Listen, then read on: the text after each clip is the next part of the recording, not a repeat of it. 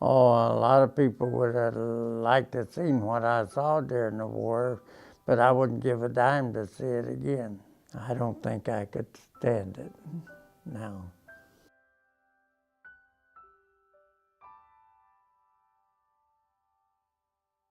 Like they told you, if you lasted 3 weeks, you had a good chance to come back to the States.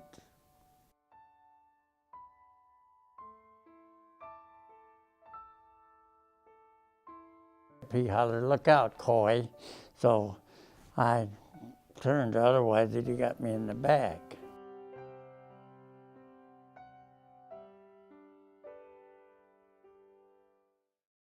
There was 4 of us kids, 3 boys and a girl, down in Tennessee, Greene County. We were quite poor. We grew up in the 1930s. I worked on a farm. I milked 17 cows night and morning by hand. Mother passed away back in 35, and then so Dad broke up housekeeping. We went to stay with people, so they let me go to school part-time. Part-time, they keep me out to do farm work. Down in Tennessee, I went to Mount Hope, and I went to Highland Avenue.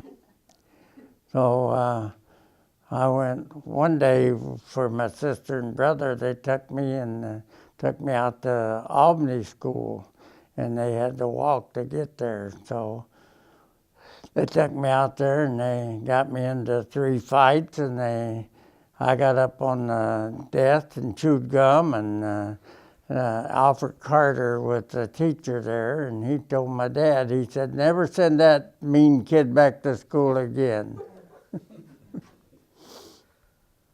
Growing up, Coy spent his time at a full-time job. I worked in a restaurant. That was just a everyday restaurant. When I first started in the restaurant, I'd done dishes, and the guy went in the service in 1941, and then they made me the cook. After meeting a friend that had better opportunities available for him, Coy closed the door to the restaurant that he had came to know and opened the one that led him to a new chapter in his life. As a kid, I knew he used to work down there at the bus station and the restaurant there, and so he got me tied in with this woman and stuff. She would run the yellow cab. I used to work for the Rock Corporation. When I got off, then I'd go down to the Nelson Hotel and get in a cab and drive till about 7, 8 o'clock of the morning. On December 7th, 1941, the world stopped. I was young at that time. I sold newspapers on the street. 1, 2, 3, 4. Hello, NBC. Hello, NBC. This is KTU in Honolulu, Hawaii. We interrupt this broadcast to bring you this important bulletin from the United Press. Flash, Washington. The White House announces Japanese attack on Pearl Harbor. 1, 2, 3, 4. 1, 2, 3. After keeping neutrality for so long, America was forced to enter World War II. Japan had dropped a bomb on the popular naval base of Hawaii, Pearl Harbor.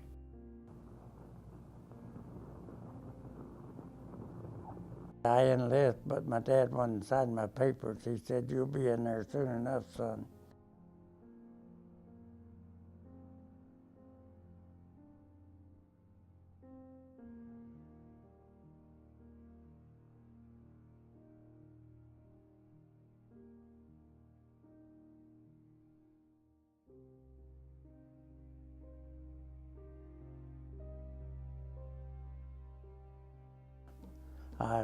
They drafted me.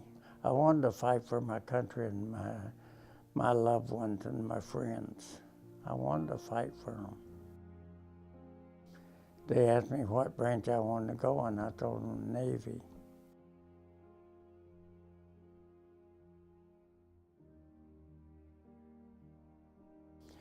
Because the one thing, you didn't have foxholes to sleep in at night. You had a warm bed along with Davy. You didn't go down to see Davy Jones. The boot train, you had to do everything. You had to hand walk over the river and all this, that, and the other.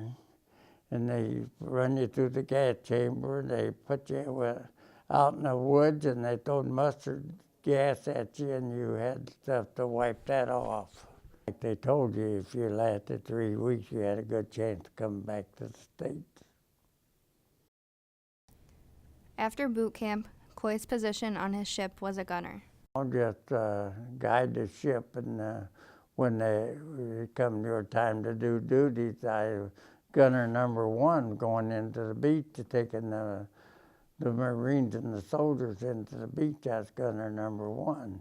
On April 1st, 1945, the last and largest of the Pacific Island battles started. Stationing 287,000 U.S. troops on the island of Okinawa, America had came prepared to fight their first battle with Japan that wasn't on home territory. The Battle of Okinawa was an 82-day-long battle centered around the invasion of the island of Okinawa itself. After invading small islands leading up to the huge battle, America attacked Okinawa. America used the concept of island hopping to get closer and closer to the Japanese surrender. Over 12,000 Americans were killed or went missing, while Japan lost roughly 77,000 of its soldiers. The battle was named the bloodiest of the Pacific and by far the worst. We went to Okinawa, and then that typhoon come in 45. It lasted 3 days and nights. They called out to send out small boats to save personnel, but the waves were 35 and 36 foot high, so you set one in the water, it just covered it up. We got washed up on the beach, so it took 3 subs to pull us off when it got over. And the 3 ships took off and they went into it, but they never did hear from them after that. Typhoon Cobra, the tropical cyclone that swept over Okinawa in 1944 while the Pacific Island battles were going on, had speeds up to 137 miles per hour. 790 lives were lost because of this natural disaster. Luckily, Coy was one of the survivors. When we started to come home, we got a hole. I don't know whether we hit a mine or what. We're down the bilge. We got a hole down there, and we had to run. They wouldn't let us back in the harbor, so we had to run up and down all night long, and we had 3 bilge pumping water out. So then we went into dry dock for a month before we got to come home.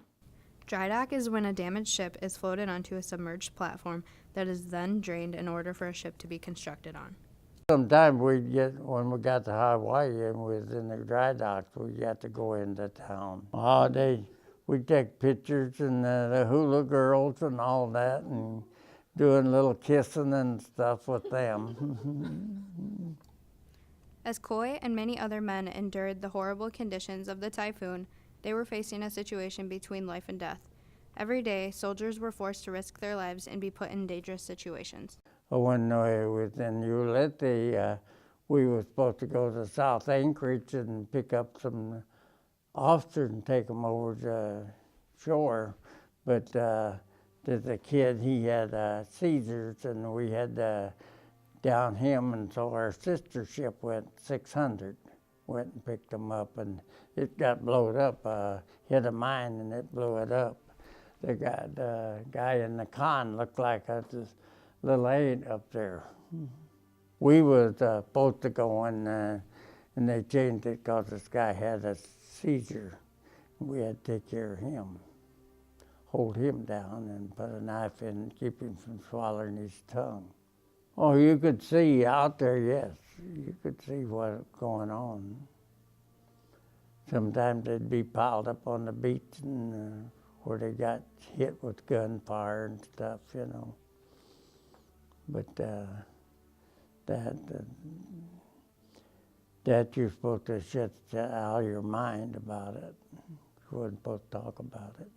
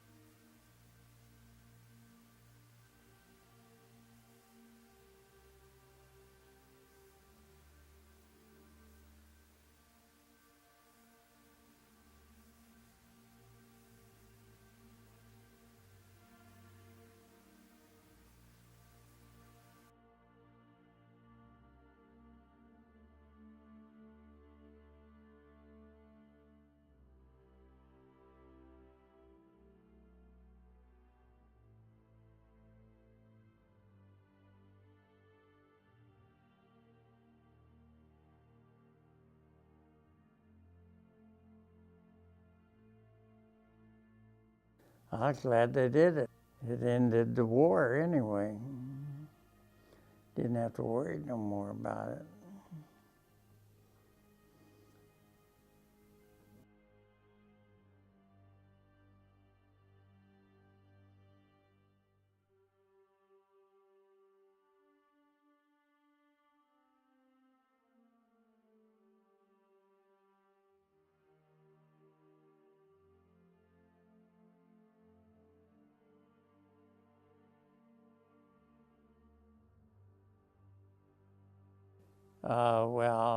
At USD, Western Carolina, we were 2 days after the war. Went, more or less, it was a picnic, a drinking party and stuff, you know. A lot of them had beer and stuff. That made, look out, Coy. He was a pretty good friend of mine. He was from Baltimore, Maryland. 2 days after the war, Coy was stabbed in the neck by a Japanese soldier who didn't know the war was over. And they sewed me up, and then I went back, and then one day the captain hollered, we were tied up, and they hollered, let it go, and I had to pull it back, and that busted open. He didn't know. They was 36 years in Guam, they kept coming out of caves. They didn't know the war was over. For 36 years. For B-29s in Guam, we run up and down there, and at night we'd catch some fishermen. Sometimes we'd catch them in the chow line.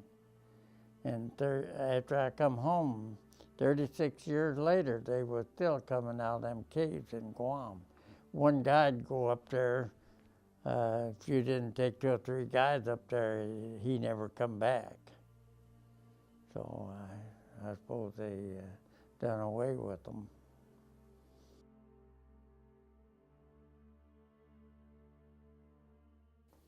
First day back in America, I was in San Francisco. One side was sunny and the other side was rainy, and I bought a raincoat and I didn't need it. If I'd have went to the other side of the street, I wouldn't have needed it. Oh, they treated us nice when we got back.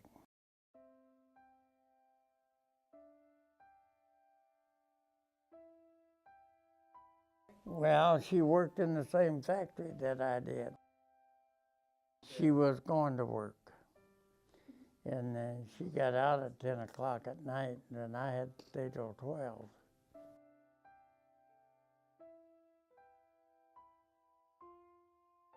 My aunt had to go get her hair done, and I was driving her to get her hair done, and so my wife was walking to work, and I honked a horn at her, and my aunt said, "Who is that gal?" I said, "I don't know, but she's gonna be my wife someday."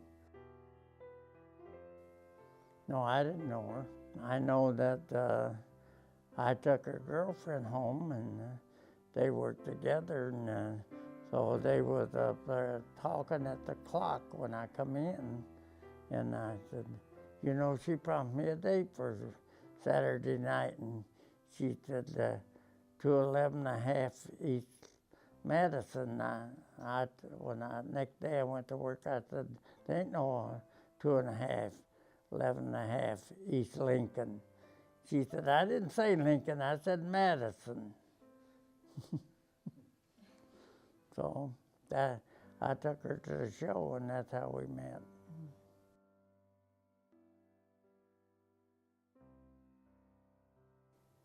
We were together for 65, almost 66 years. She'd have lived from July to October 26, we'd have been together 66 years.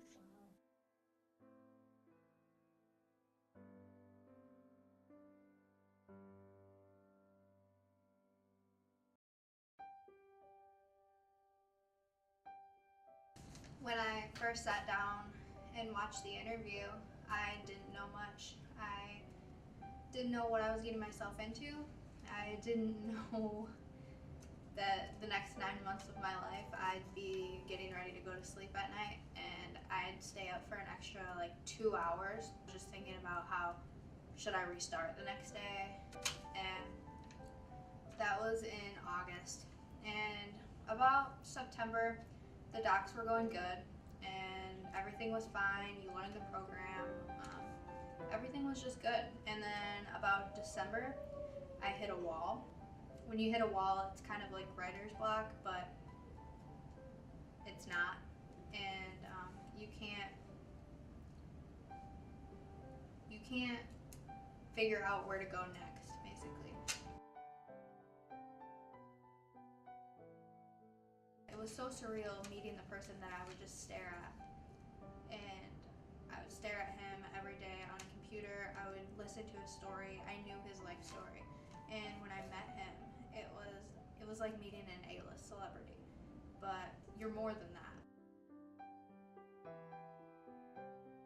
Listening to your story and hearing how you were supposed to go on that ship and you didn't because you were taking care of this guy that has a seizure, and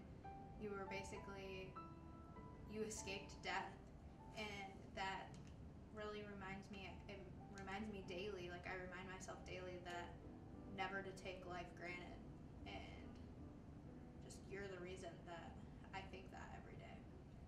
Thank you for sacrificing your life for our country. If it wasn't for you, America wouldn't be how I have it today. Thank you for giving the Project Deny the gift of your story and all it has to offer. Lastly, thank you for being a hero. You're a big part of who I've become this past year. You're my hero, and I'll never forget you. Thank you, Mr. Lowery. Sincerely, Jewel James.